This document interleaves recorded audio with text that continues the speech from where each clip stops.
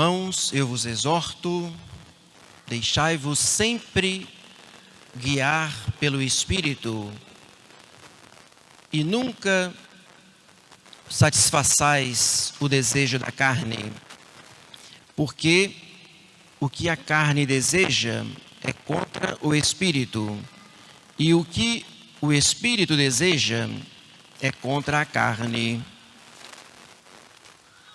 São o oposto um do outro, e por isso nem sempre fazeis não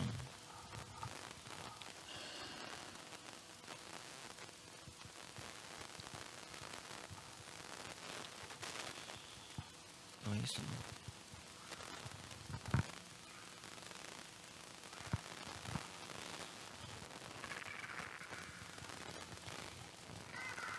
Alguém tem um missal cotidiano, por gentileza? Pega o missal cotidiano.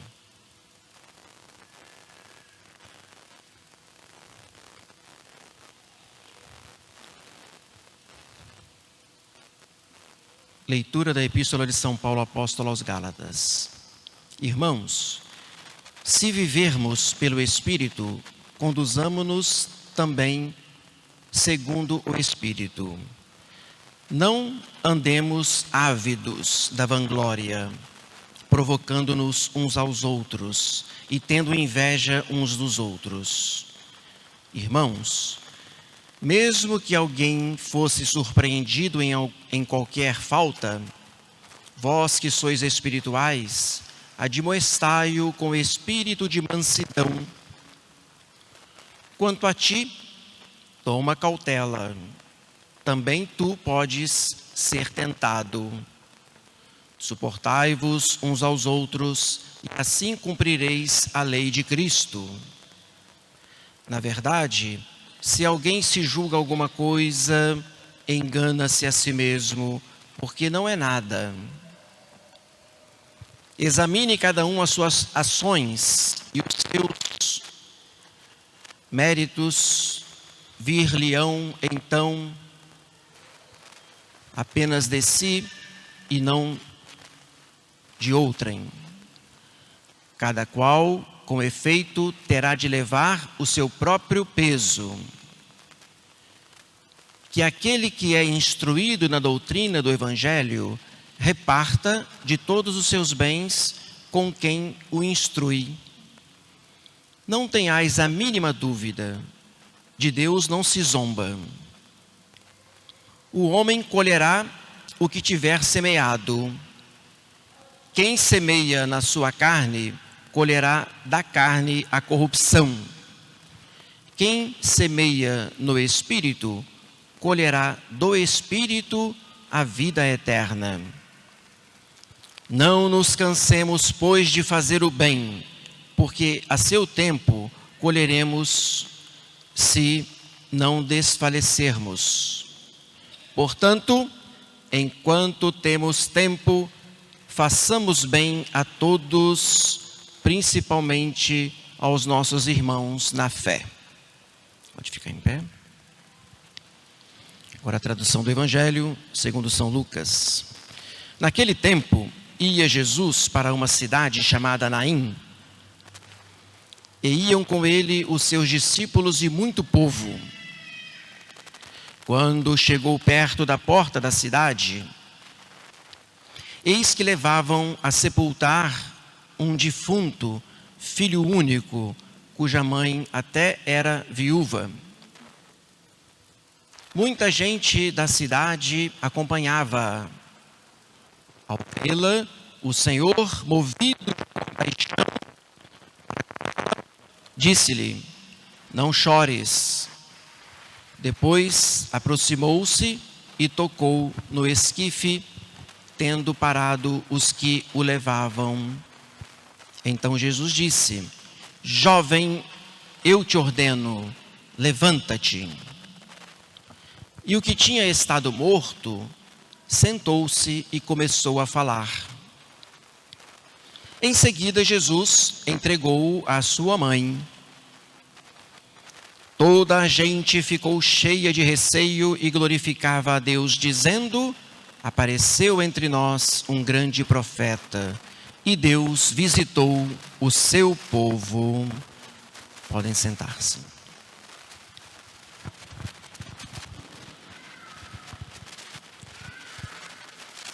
Estamos no 15º domingo depois de Pentecostes.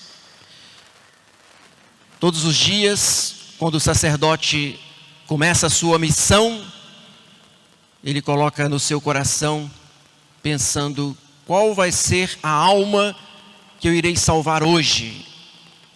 Qual vai ser o morto que eu irei ressuscitar, espiritualmente falando. Santo Agostinho diz que Nosso Senhor, nos Evangelhos, ressuscitou 3 mortos. Mas, na verdade, espiritualmente falando, Ele ressuscitou milhares. Provavelmente, Santo Agostinho até comenta isso, fazendo um autoexame e considerando que também Ele ressuscitou de uma vida pecaminosa e deixou a heresia e abriu-se para a verdade, aceitando a vontade de Deus em sua vida, chegou a tornar-se um grande bispo e hoje um santo. E para nós é modelo, pois é santo convertido.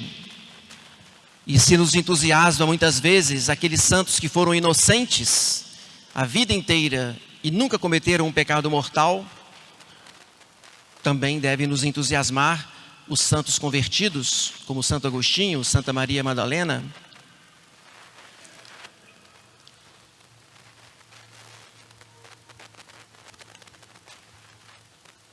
E certamente aqui nós temos tantos convertidos. E nosso Senhor foi misericordioso, pois Ele te ofereceu a oportunidade de recomeçar a sua vida, para que você não se perca eternamente no inferno. Esse fato do Evangelho, segundo São Lucas, parece que beira ao extremo da catástrofe. Digamos que uma senhora que é viúva, perder o seu filho, porém o único filho, jovem. Então a gente vê aqui que de fato se trata de uma situação muito deplorável, né? São muitas dificuldades e provas e cruzes, digamos assim, ao mesmo tempo. E paira um mistério, aqui nós não sabemos onde é que estava a alma deste jovem quando o seu corpo era levado para o cemitério. Também fica aqui a pergunta, né, que seria de fato uma outra catástrofe, se nós considerássemos que esta alma estava condenada. Mas, como nós sabemos pelo Evangelho, ou pela Sagrada Escritura, aonde abundou o pecado, superabundou a graça de Deus, e diante de todas essas situações catastróficas, né, deploráveis, nosso Senhor estava presente e Ele solucionou tudo. Imaginemos se então essa alma se estivesse condenada, hein? Que graça que não teve de voltar à vida e poder salvar-se. Mas aqui o que importa é que Ele deixou a morte para viver a vida plena da graça de Deus. E para que isso acontecesse, meus amados irmãos, é importante dizer que nosso Senhor, Ele se antecipou e foi ao encontro daquela procissão fúnebre que saía de Naim. O contrário de quando Ele foi chamado para ressuscitar Lázaro, ou quando Ele foi chamado para ressuscitar a filha de Jairo, perdão. Mas nesse caso não, nosso Senhor não foi chamado. Ele se antecipou e Ele, com uma outra procissão, com os seus apóstolos, discípulos e outros seguidores, estavam ali se encontrando. Era a procissão da vida ao encontro da procissão da morte. Aqui a gente pode aplicar para a nossa vida espiritual. Nós sabemos muito bem que Deus nos amou primeiro. O seu amor é eterno. E antes que nós fôssemos concebidos, antes que nós existíssemos, desde toda a eternidade, Deus já projetava, sonhava, pensava em nos criar com um amor infinito. Justamente porque no seu amor eterno e infinito, Ele queria nos criar com uma alma eterna, para poder viver depois por toda a eternidade. E é claro, no céu, é esse o sonho de Deus. Foi para isso que Deus nos chamou, nos escolheu, nos predestinou, para que nós fôssemos santos. E sendo santos, pudéssemos possuir a vida eterna. E pelo Evangelho, nosso Senhor, além de antecipar-se, Ele vê, e com o seu olhar, Ele perscruta, sonda e vê o íntimo daquele coração despedaçado, daquela mulher viúva, mas também vê a situação deplorável do jovem morto. Um pouco acontece conosco, nosso Senhor, Ele também nos vê com a sua sabedoria, e Ele, como Deus, Ele sim conhece os nossos pensamentos, as nossas intenções, os nossos sentimentos, o profundo do nosso ser. Quando Jesus viu, Ele se compadeceu e as suas entranhas se comoveram ali, como se o seu coração tivesse misericórdia e pena. Certamente nosso Senhor, conhecendo o nosso fundo mal, a nossa miséria, Ele tem misericórdia também, e ainda por causa da nossa miséria, nos ama muito mais, pois o amor de Cristo por nós se revela através de seu amor misericordioso. E nós não podemos conhecer profundamente o quanto nós somos ruins. Deus, nosso Senhor, sim sabe, pela sua sabedoria. E por isso mesmo, enquanto nós estamos vivos e enquanto temos tempo de nos salvarmos, o olhar de Cristo, que perscruta o nosso ser, é um olhar de amor e misericórdia, pois Ele ainda, com a sua graça, pode nos salvar. Mesmo que a pessoa esteja numa situação das mais deploráveis possíveis. Deus não quer a morte do pecador, senão que ele se converta e viva. E quando eu falava aqui de conversão, talvez num passado não muito distante, quem sabe nós não estávamos numa situação deplorável de uma vida pecaminosa, profundamente pecaminosa, quando a pessoa se apega e não quer deixar os seus próprios erros. E aí sim, essa pessoa precisa realmente de uma conversão profunda.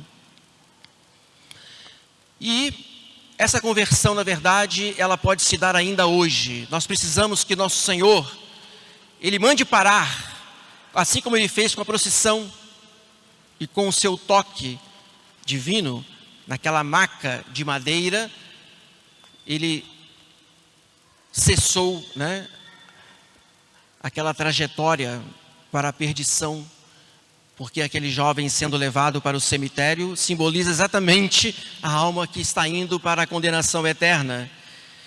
E nosso Senhor certamente Ele quer que nós demos um basta em algumas situações ainda que persistem, porque o nosso passado insiste em voltar e dominar o nosso coração, e por um orgulho ainda persistimos em voltar aos mesmos erros passados, por um certo orgulho, por uma certa pertinácia, por uma certa teimosia de um coração endurecido.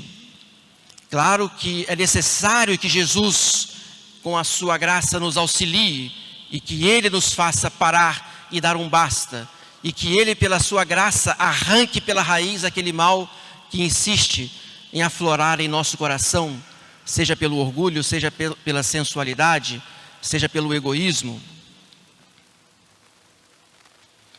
Mas o que é bonito é que esse toque de Jesus, nosso Senhor, é que provoca para aquele jovem a ressurreição. Nós temos a oportunidade, meus amados irmãos, de recebermos a Santa Comunhão, momento ápice do amor da alma com Cristo, e é exatamente nessa hora que Jesus Cristo nos toca. Aqui se subentende que a alma, para receber a comunhão, ela deu um basta a algumas situações erradas, porque ela prefere 1000 vezes receber Jesus na Eucaristia do que perder a sua graça e se afastar da sua santa amizade. Porque é isso que faz o pecado mortal, e jamais se deve comungar no pecado mortal. É preciso então antes a pessoa dar um basta. Obviamente que este basta se dá muitas vezes ali no confessionário, e aí a alma, ela redimida, santificada pela graça, está apta para ser tocada pelo corpo e sangue de Cristo. E aí nesse momento que a pessoa pode dizer: já não sou eu quem vivo, é Cristo quem vive em mim. E essa frase também é de São Paulo aos Gálatas. E São Paulo na Epístola aos Gálatas também ele diz, né, estou crucificado com Cristo. É exatamente a ideia dessa maca de madeira que por si só não era capaz de dar a vida, assim como a cruz antes da morte de Cristo era um instrumento de condenação, de tortura, de suplício, de humilhação, de condenação. E no entanto, depois da redenção copiosa de nosso Senhor, depois que ele morreu crucificado, a cruz se torna instrumento de salvação. Por isso, quando comungamos, recebemos o Cristo total. O Cristo com a cabeça coroada de espinhos. O Cristo crucificado. E é a esse Cristo que nos unimos. E é exatamente por esta união a Jesus Cristo, através da sua cruz, do seu sacrifício, que nós podemos viver a vida plena da graça. E nesse sentido, meus amados irmãos, às vezes os sofrimentos, as cruzes, as tribulações, as provas, elas fazem parte também da nossa vida. E é claro que essas situações todas por si só não podem nos salvar, a não ser que nós saibamos nos unir a Cristo nas situações difíceis, dos sofrimentos, das dores, das cruzes. E aí acontece esse toque de Cristo, posso dizer um toque mágico, pois pela sua presença, pela sua graça, nosso Senhor nos vivifica, nos dá força, nos fortalece e nos dá a graça da perseverança. E aqui vale lembrar que a alma, quando ela é perscrutada pelo olhar misericordioso de Cristo, não se trata porque nosso Senhor apenas quer nos conhecer, mas porque Ele quer nos amar e quer fazer morada dentro do nosso coração e aí viver em união íntima de caridade. Já não sou eu quem vivo, é Cristo quem vive em mim. É isso que precisamos almejar. É assim que a alma vive ressuscitada para uma vida nova, para uma vida constantemente voltada à vontade de Deus. E finalmente, para concluir a reflexão, Jesus, ele vai entregar este jovem à sua mãe, à viúva. É o que nosso Senhor quer fazer, nos entregando também à Santíssima Virgem Maria. Nós precisamos renovar a nossa consagração a ela, entregar a nossa vida e rezar, né? Aquela jaculatória que eu não sei se vocês conhecem. Virgem Maria, vós não permitais que eu viva nem morra no pecado mortal. No pecado mortal eu não hei de morrer, que a Virgem Santíssima me há de valer. Que Nossa Senhora nos receba e que nos faça perseverantes, e que ela, portanto, nos dê a força e a graça de permanecermos sempre unidos a Jesus. Unidos a Jesus, estamos unidos a Maria. Unidos a Maria, estamos unidos a nosso Senhor. E unidos a eles, com eles viveremos no céu por toda a eternidade. Louvado seja nosso Senhor Jesus Cristo.